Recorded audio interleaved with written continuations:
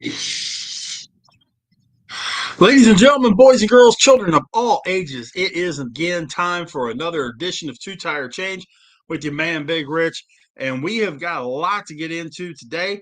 It is going to be a big time day for us here, talking about a lot of road racing and getting back to the ovals. Thank God. There's coming weekend at Dover, Monster Mile, very cool racetrack. Had a chance to watch a couple of races and cover a couple of races from there whenever I worked in Maryland, and fun track. Excuse me as I did something out of my tooth. But hey, this is a great track that we're getting ready to go to. But let's first talk about Sonoma. Um, to be honest, it was pretty. The results end of things was pretty bland. Um, Shane Van Gisbergen on the pole for both races. Shane Van Gisbergen wins. It's just that's the way that it's gone. So when you're on the road courses, he is the guy to beat. Uh, Honestly, think as we get further into this, we'll talk about somebody that I think could have beat him if he wouldn't have had a little bit of a late race catch. Connor Zilic wins the Xfinity race, edging out Shane Van Gisbergen. Um, Not by much, but edged him out. Um, SVG is just dominant on these road courses. That's all there is to it. And Connor Zilic is, I think, his biggest competition, whether it's Cup or Xfinity. I would be really interested because Zilic has run a couple of races this year on with the Cup. Um, I would be really, really interested to see him run a road race Cup and see what he could do against SVG in a Cup car. But it was Connor Zilic, Shane Van Gisbergen, and William Sawalich comes in third. Nick Sanchez fourth, Riley Herbst fifth, Justin Allgaier sixth, Taylor Gray seventh, Carson Kvapil seventh or eighth, excuse me, Sammy Smith eighth, Sheldon Creed. I'm sorry, Taylor Gray seventh, Carson Kvapil eighth, Sammy Smith ninth, Sheldon Creed in 10. So, a lot of big names up there, a lot of names that you are Cup guy. A couple of names that are Cup guys with SVG and Riley Herbst, who are both Cup guys this season, so they weren't gaining any points with that. Rookie Austin Green finished 11th. Austin Hill was 12th after his back-to-back top tens last Saturday and Sunday. He comes in 12th in the Xfinity race this past Saturday. Josh Williams 15th, Sam Mayer 17th, Jeb and Harrison Burton 20th and 21st respectively. And then you got guys like Daniel Dye and Connor Mossick, who came over from the Truck Series to run this race in Xfinity. Christian Eckes' season continues to just spiral downward. He is having an absolutely horrific season, and it's not his fault. You hear a lot of stuff, people that, they say it's not their fault and that kind of deal. To the largest degree, it ain't his fault. Um, I can't fully wrap my head around why. It's him and Parker Retzlaff. Those two guys have got the absolute worst, and I mean worst, luck this season. Jesse Love ended up finishing dead last, though, with a mechanical issue. Parker Retzlaff ended up 28th. I mean, I don't, and it's got to be harder for Retzlaff because he's had some really good seasons. He's a young guy still, but he's had a couple of really good years. And right now, he can't get out of his own way either. It's horrible the way that everything has fallen into place for both of those guys. Hopefully, the rest of the season turns around and we can see these guys get top tens, get into victory lane, maybe. Because that's the only way either one of them's making it into the postseason. I can promise you that. As we sit in the standings, as we talk about that, our standings for the Xfinity Series, we still have Same amount of guys with wins. Justin Allgaier has three. Austin Hill has three. Connor Zilic has three. Jesse Love, Brandon Jones, Nick Sanchez, Sammy Smith, and that's your guys. That's your 8 guys. They do put 12 into the playoffs. Sam Mayer, Carson Quapple, Brandon Jones. Whoops, I'm sorry. Sheldon Creed and Taylor Gray would be your last 4 in points.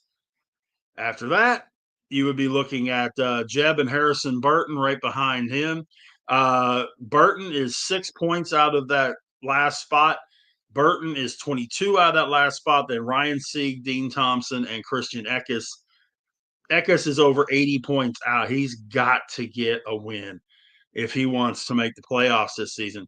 No major winners or losers this past week except Austin Green, who's not running a full-time schedule, so his four position jump doesn't really matter much. Blaine Perkins, William Sawalich, both jumped up a couple of spots in the standings, and Jeb Burton, along with Kyle Sieg, dropped a couple of spots. So no major. I mean, last week we saw a couple of 4 position moves. Nothing like that this week. It's gonna be tight like that, I think, the rest of the way, because I mean you've got a substantial difference between Mayer and Quapple is like 70 points.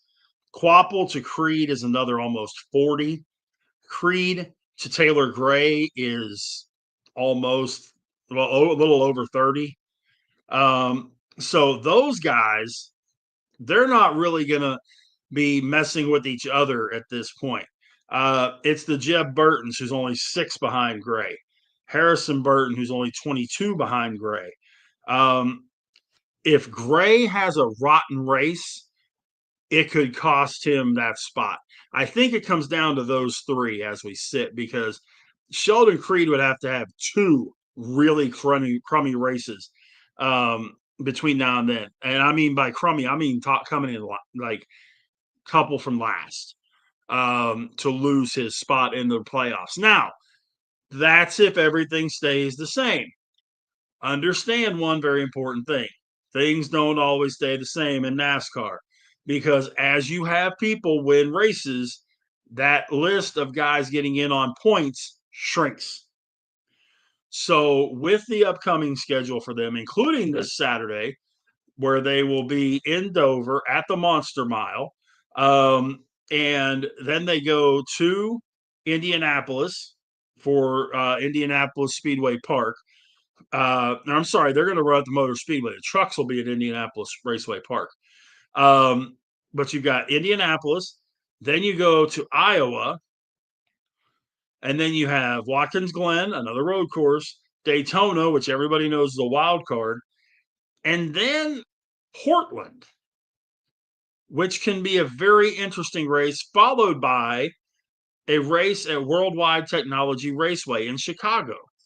And that's another one that you can sit there and go, hmm. And I say that because when when you're talking about these Xfinity guys, they're bouncing from one to the next to the next to the next, and especially with this schedule. The Worldwide Technology Raceway course is a little over a mile. It's a mile and a quarter. So it's not a distance they're used to. Dover's a mile, hence the Monster Mile. Indianapolis is 2.5 miles. Iowa is just under a mile. Watkins Glen is a road course. It's a little over 2.5 miles. Then they go to another 2.5 mile course at Daytona, which is an oval. And then they go to Portland, which is a combination of things because they are going completely across the country as well. So you're going to have a little wear and tear that way. So you have 6 races left.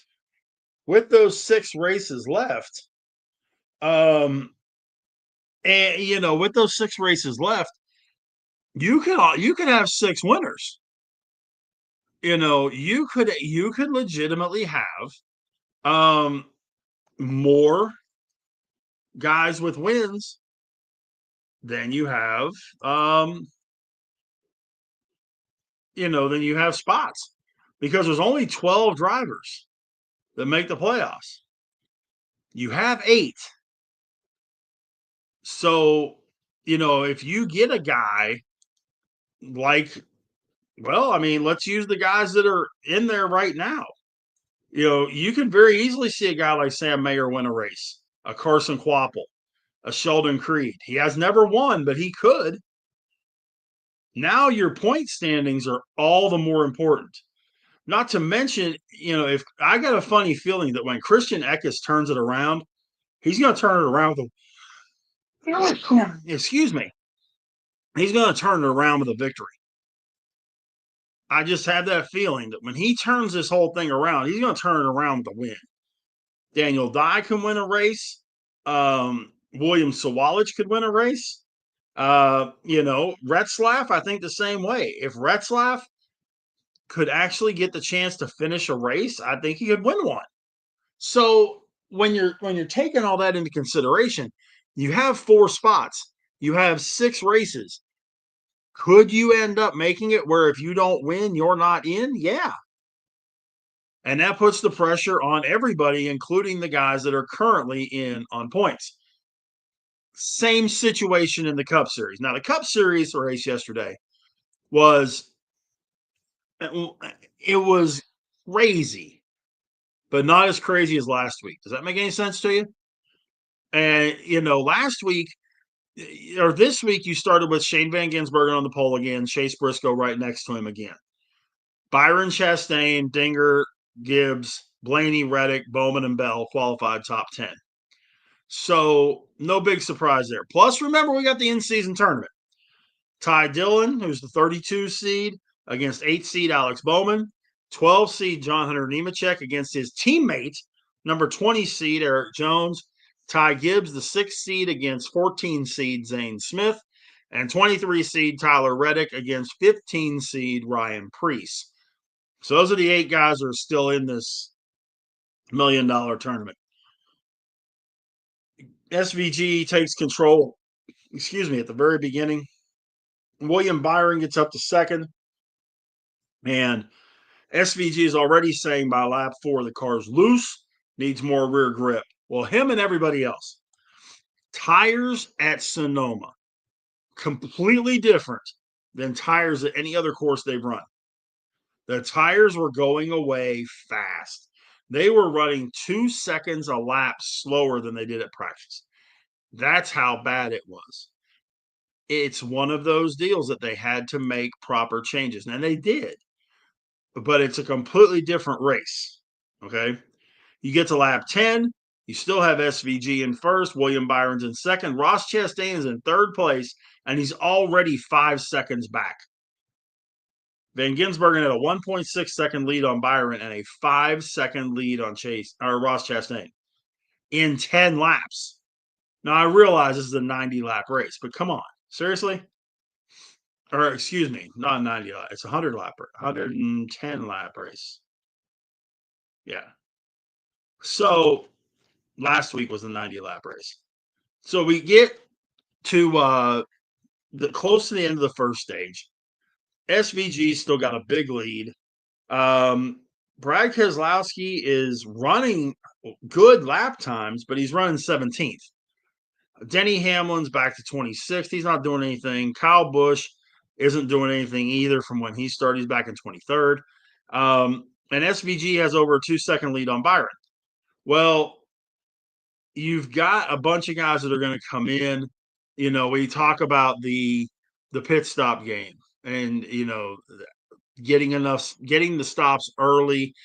So you don't get the stage points, but you do get, you do have a better advantage whenever other guys have to pit after you and that kind of stuff. So as a result of all that, the top 10 at the end of stage 1 is Ross Chastain, Shane Van Gisbergen, Bubba Wallace, Ricky Stenhouse Jr., William Byron, Ty Dillon, Chase Briscoe, Ryan Blaney, Ty Gibbs, and Chase Elliott.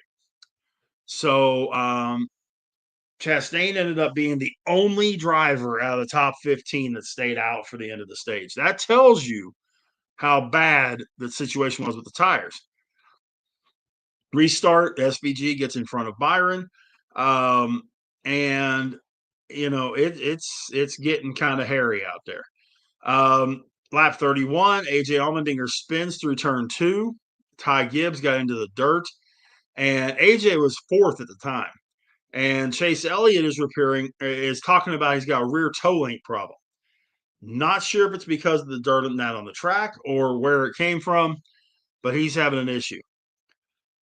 We get to the point at lap 37 where the first 9 cars are pulling away.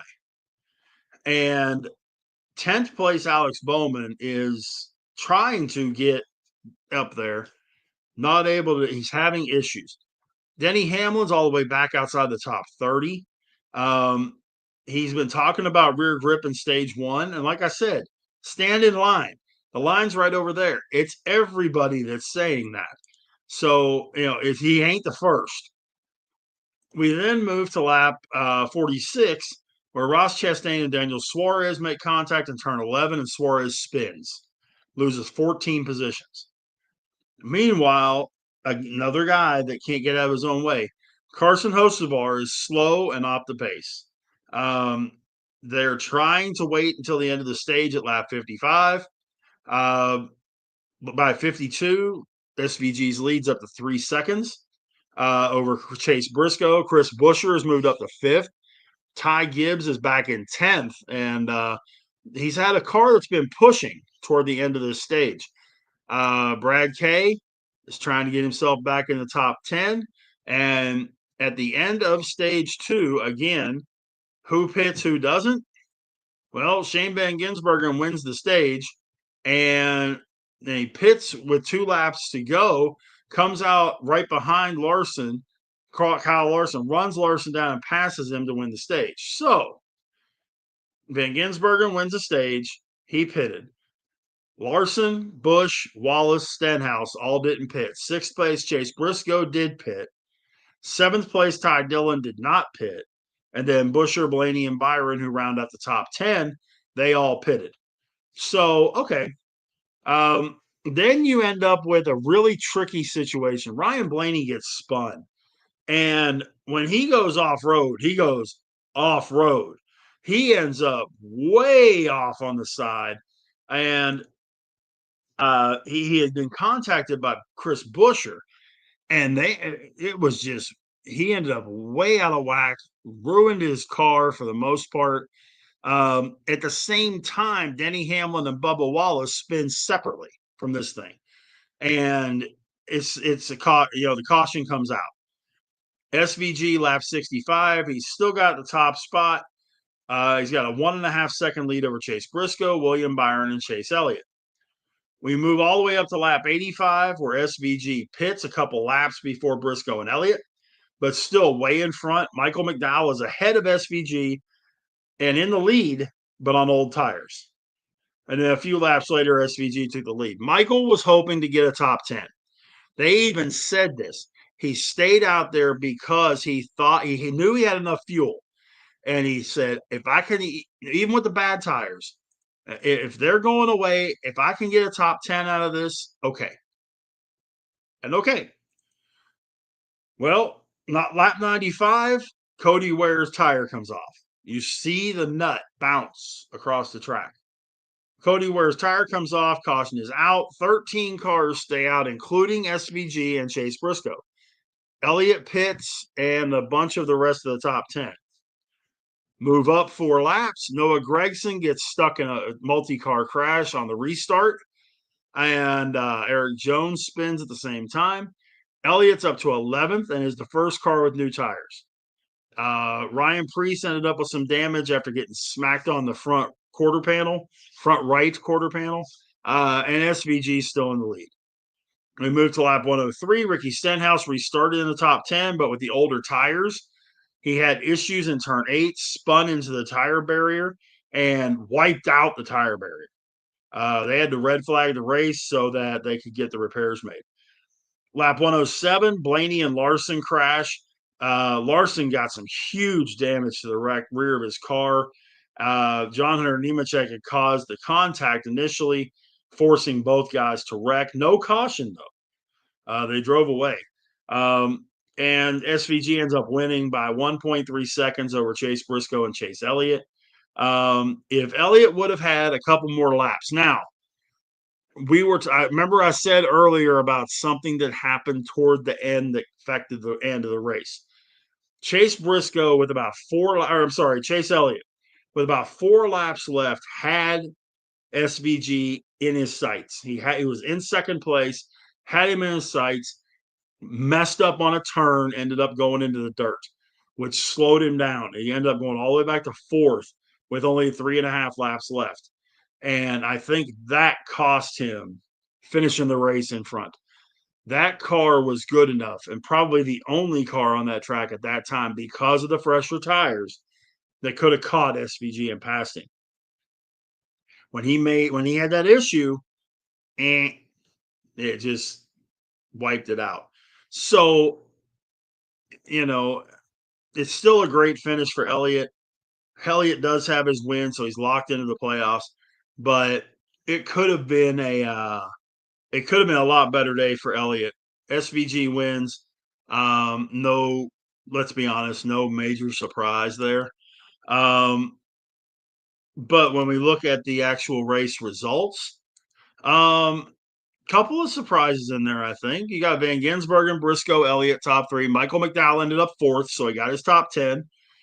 Christopher Bell, fifth. Tyler Reddick, sixth. Ty Gibbs, seventh. William Byron, eighth. Joey Logano, ninth. Kyle Busch in 10th. Real nice job for Kyle, because at one point, at about lap 14 or 15, Kyle was next to last. Worked on the car, got himself a top 10. So real good finish for Kyle. Priest ended up 12th. Suarez ended up 14th.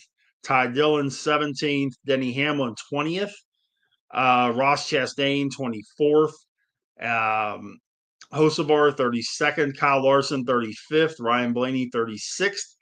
Noah Gragson 37th. So kind of a rough day for some of the guys, but at the same time, a really nice day for some of the others. SVG gets his third win of the season, all of which on the road courses. So we haven't added anybody new. We're still at 12. We've got Larson, Hamlin, Bell, SVG, all with 3 wins. Then you've got Byron, Elliott, Blaney, Briscoe, Chastain, Logano, Cindric, and Barry. So that's your 12 guys that have a win and are locked into the playoffs. Your next 4 on points, because the top 16 get into the playoffs in Cup: Tyler Reddick, Chris Buescher, Alex Bowman, Bubba Wallace. Ryan Preece is only 3 points behind Bubba Wallace. Kyle Busch is 37 behind Bubba, and AJ Allmendinger is 50 behind Bubba Wallace. So as we sit right this second, Ryan Preece is the biggest competition to Bubba Wallace. Now, I say that because, again, we have races that some of these guys, like a Reddick or a Buescher or a Bowman, could win. And if they win those races, that pushes some point. Or get a guy that doesn't have a win yet that's below a Michael McDowell, a Ricky Stenhouse, a Daniel Suarez, somebody like that. They win a race, that knocks down some of the point guys. So, first one to go is going to be Bubba Wallace. Well, there's a 30-point gap between him and Alex Bowman. And then there's another 2. It's only a 2-point gap between Bowman and Buescher. So that's key right there too. Now there's a 100-point gap between Buescher and Tyler Reddick. So that's not going to be any sort of an issue. But when you start looking at these guys and they start, if you have a win and a new winner and knock racers down, you got a tight race trying to get into those playoff spots, which is going to make that Daytona race huge as the race right before the playoffs start. Because as we sit right now, and we've talked about this too, there's a lot of variety. You've got Dover this week, which is a mile. Indy next week, 2.5 mile. Iowa, which is a 3/4 mile, on my birthday, by the way. Watkins Glen right after that. So that's, somebody beat SVG. He's going to be the favorite until somebody beats him. And then Richmond, which is a 3/4 mile, and then Daytona. And then the playoffs start. The thing you have to remember is that you're looking at 3 tracks in August that anything could happen. They're short. You got 2 short tracks and Daytona. Anything can happen. So, and the road course, like I say, somebody beat SVG. That's all I can tell you. I think the only person that's going to end up beating SVG is SVG. Um, he makes a mistake, has a mechanical issue, something. That's the only thing that I could see being or what's going to beat him. I don't know that any of those guys can put a car on that track good enough to beat him right now. He's just lights out. I mean, there were stretches. There was a stretch where Rusty Wallace couldn't be touched on the road courses. There was a stretch where Jeff Gordon couldn't be touched on the road courses. Uh, SVG is right there right now. And he is just, I'm saying, lights out right now. Not to anybody else's fault, but it's just going to be one of those things that people are going to have to, no questions asked, have to make up ground. Otherwise, that's gonna be one of those races that nobody's gonna make up any place on it, and it's just gonna be craziness as we continue. So, um, at the same time, double checking something here, but at the same time,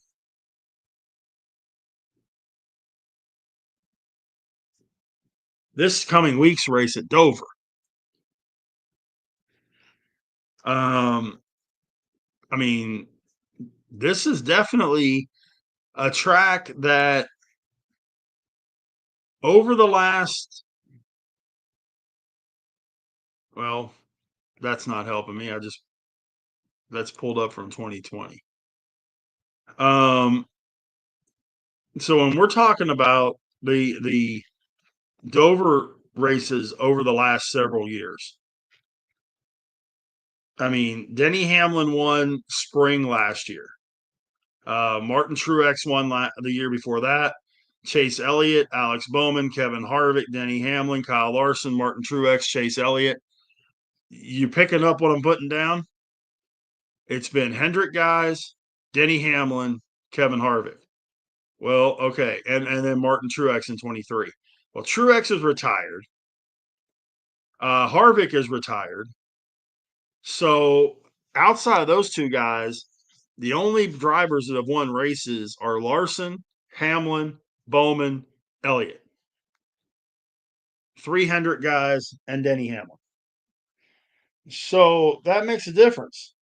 That makes a major difference. So when you're looking at this week's race, when you're looking at this week's race, if you're looking for favorites, those are your guys. The good part about this is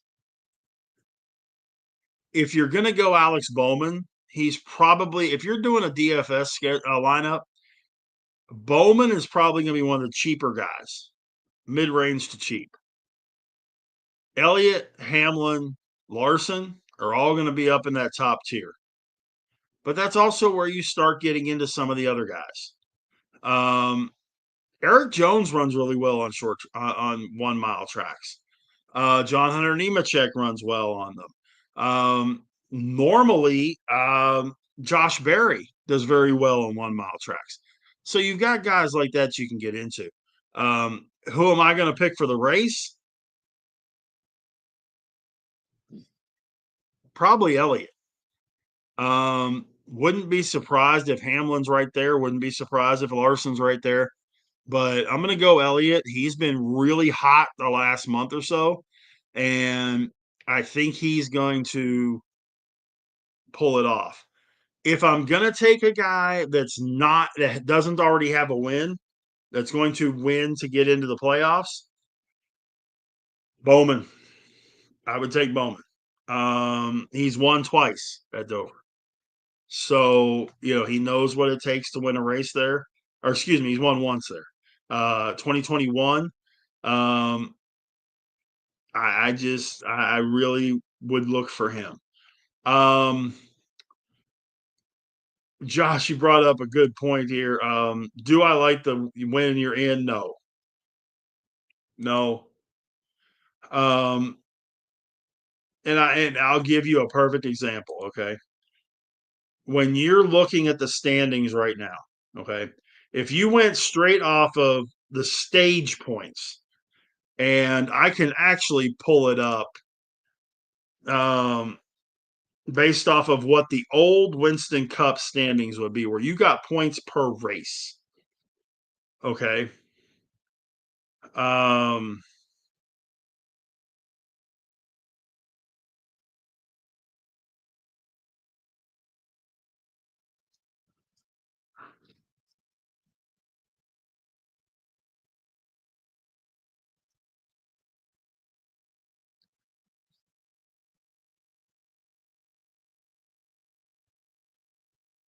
Here we go.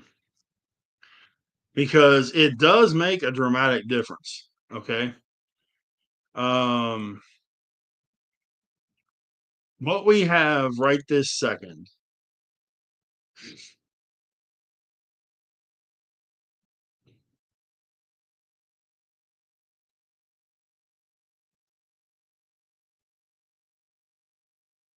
I'm gonna have to save it for next week. But what we're looking at right now, based off of stage points, okay, it would be Byron Elliott Larson, Reddick Hamlin Bell, Blaney Briscoe Chastain, Busher Logano Bowman, Wallace Priest Bush Allmendinger. Ty Gibbs would be 10 points out. Eric Jones would be 18 points out. Michael McDowell would be 20 points out. Austin Cindric would be 23 points out. And Josh Berry would be 39 points out. Okay. Two of those guys have wins. Not to mention the fact that SVG is all the way back in 26th and is 52 points behind 16th place. So I prefer now, I mean, do I like the fact of the stages? Yeah. Am I okay with the stages affecting the scoring system? Yes. But what I would love to see is them create a combination of the old Winston Cup standings where you got, let's say there's 36 cars in the race, okay? You get 36 for first, 35 for second, 34 for third, so on and so forth, okay? You get a lap, you get a point for leading a lap, and you get a point for leading the most laps. Plus, you do your stages. That's fine. If you want to make the stages an additional set of points, no argument. But the win and you're in is a problem because it doesn't award consistency. Richard Petty, um, who I don't care what anybody says, greatest race car driver of all time, 200 Cup wins. Um, and he got interviewed about the win and you're in. And I want to pull this quote. He says, if you win in your, this was from June 17th of this year, okay? The way they got this thing fixed, if you win, you're in, that can't be right. From the standpoint that you got somebody, like I said, it's 30th in points, who's now 26th, that's going to make the playoffs. Hey, man, what happened to the guy that's 15th, 16th, or 18th? You know what I mean? Been running good, finished good everywhere. You're making a championship situation by winning a road course, which is not really NASCAR to begin with. So from that standpoint, I think they're going to have to jockey around and change some of this kind of stuff. I mean, I got to agree with the man. It's one of those deals, you have to look at what NASCAR racing is. Rally X racing is road courses. Formula One is built around road courses. IndyCar is built around road courses. Open wheel racing is built around road courses with ovals built into it sporadically. That's the way that the Cup Series is supposed to be. That's the way NASCAR is supposed to be. You had two when I was growing up, and yes, I'm dating myself. I'll be 54 at the 1st of August. But you had two road courses, one in the summer, one in the fall. Sonoma in the summer, Watkins Glen in the fall. Done. That was it. You've got six this year, and they're talking about adding another one. No, when 20% of your schedule is road courses, that's a problem. That's not NASCAR. Because as much as I would love to give credit to SVG, what's he done outside of the road courses? What's his best finish outside of the road courses? I can look that up. But I mean, when you take into consideration he has three top fives and three wins, that tells you something. He has one top 10 that wasn't a win. Okay.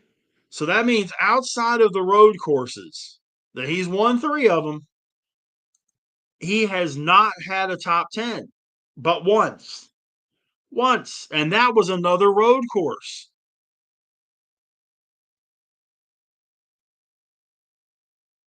Feel me on this? And it's the same way with Cindric and Barry. I'm sorry.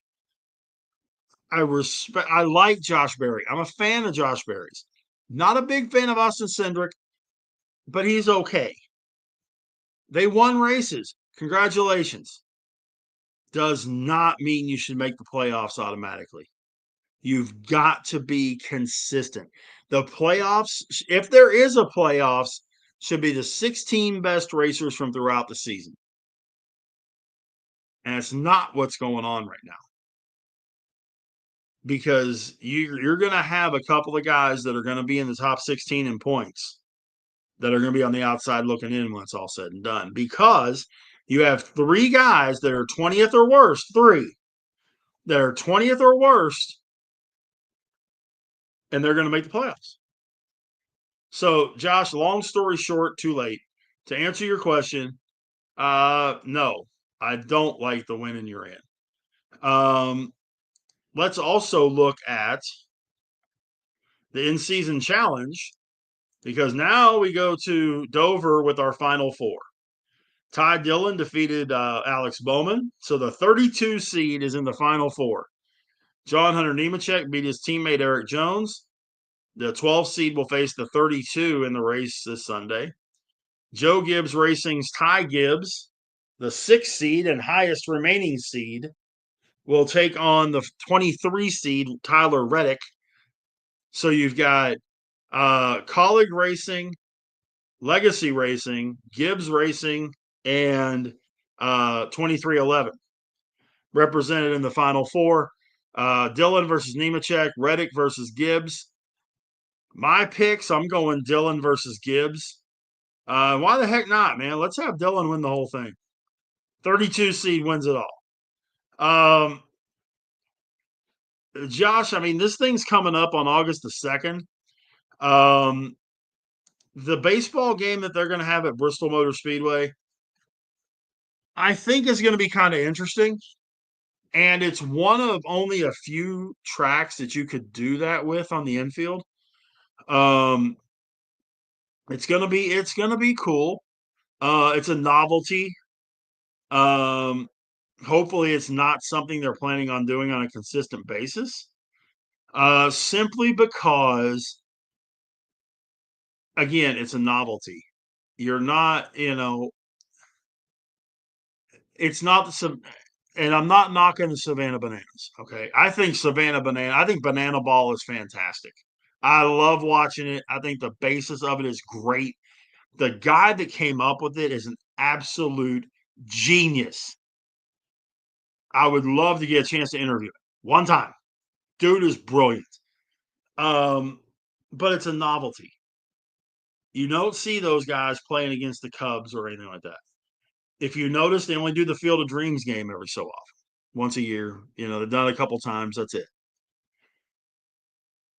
If they keep this as a novelty and once and done, I have no problem with it. If it becomes a thing where they're doing it every year, okay, it's kind of dumb.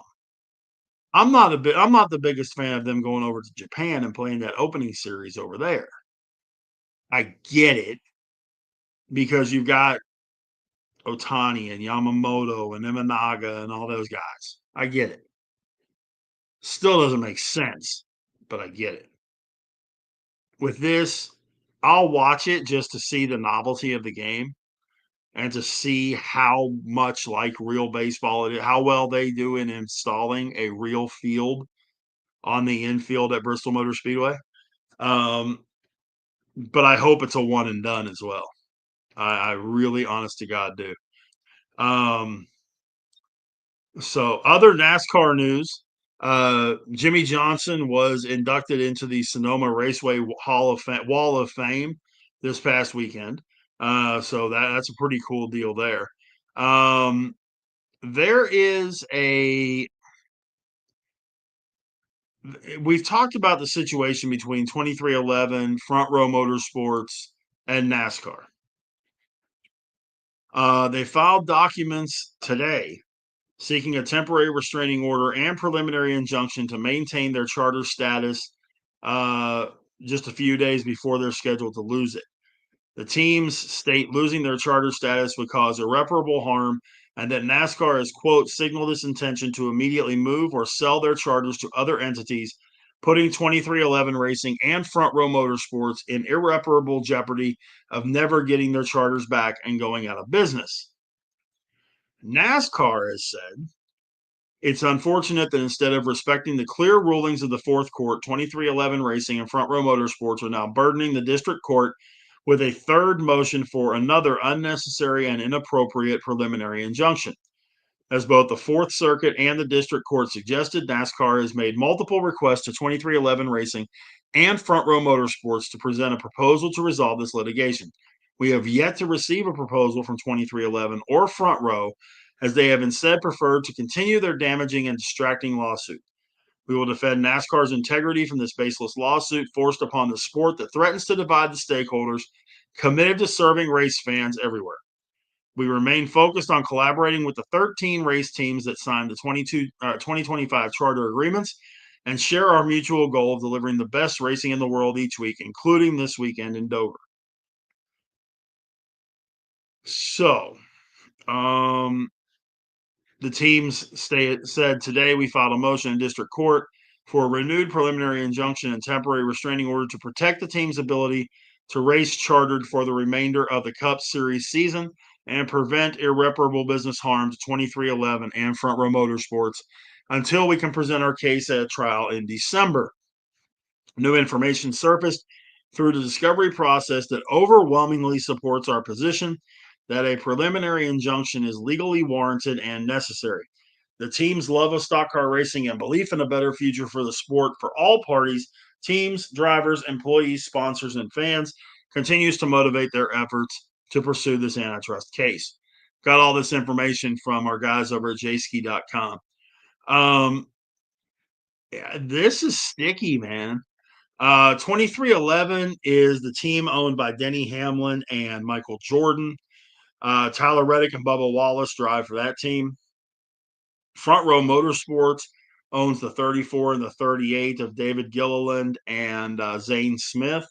Michael McDowell drove that 34 until this season when he moved to Spire Motorsports.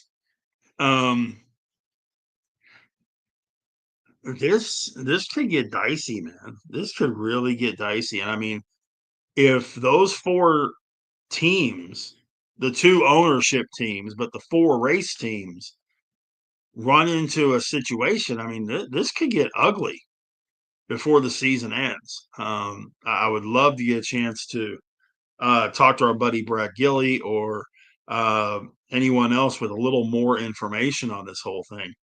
But this is nuts, man. It is crazy. I know that it has to do a lot with franchising and that kind of thing. I'm not a lawyer, never claimed to be, only play one on the radio. So again, I'm gonna try and get someone that's a lot more knowledgeable about this stuff than me to come on and talk about this whole deal. But um, yeah, it's a mess. It is a God's honest mess. Um, so hopefully everything works out okay. Hopefully they get things lined up the right way and people start doing the right things and they go from there. But anyways, this coming week, it's the last week of this 3-week stretch with no truck race. It's really weird that they would put a 3-week gap with no trucks. They don't run again until Indianapolis Raceway Park a week from Friday. But you've got the Xfinity Series running at Dover at 3:30 Central Time, 4:30 Eastern on CW, and then the Cup race on TNT at 2 o'clock Eastern, 1 o'clock Central, Sunday afternoon. It's really weird, but we're really getting down to fingernail biting time for some of these guys, and it's going to be fun to see who makes it in, who doesn't, and then who does what once they get there. And of course, we'll keep you up to date on it right here on Driving to the Top Productions and a Two Tire Change every Monday night, 7 o'clock Eastern, 6 o'clock Central, right here on your favorite streaming platform, whether it be through Twitter, through Facebook, through the YouTube page, all that good stuff. We've got a lot of different things that we're doing here at Driving to the Top, and we definitely look forward to hearing from you as far as what you think of our programming. Tomorrow night, 9 o'clock Eastern, 8 o'clock Central, will be open mic night with a bunch of the guys from the team. That's always a fun and crazy couple of hours. And then Wednesday, myself and my buddy Adam, we do a show called Steel City Sports Talk where we talk Pittsburgh sports. At least that's where we start. God only knows where we're going to finish, but we always start talking Pittsburgh sports. And of course, we'll have Pirates talk and we'll have Steelers talk and that kind of good stuff to get into on Wednesday night. So until next Monday, though, for this show, thanks to everybody that's been a part of the broadcast. Thanks to everybody that's been sending their questions and their comments. My name is Rich Richardson. Until next Monday, 7 Eastern, 6 Central, for another edition of Two Tire Change. So long, everybody.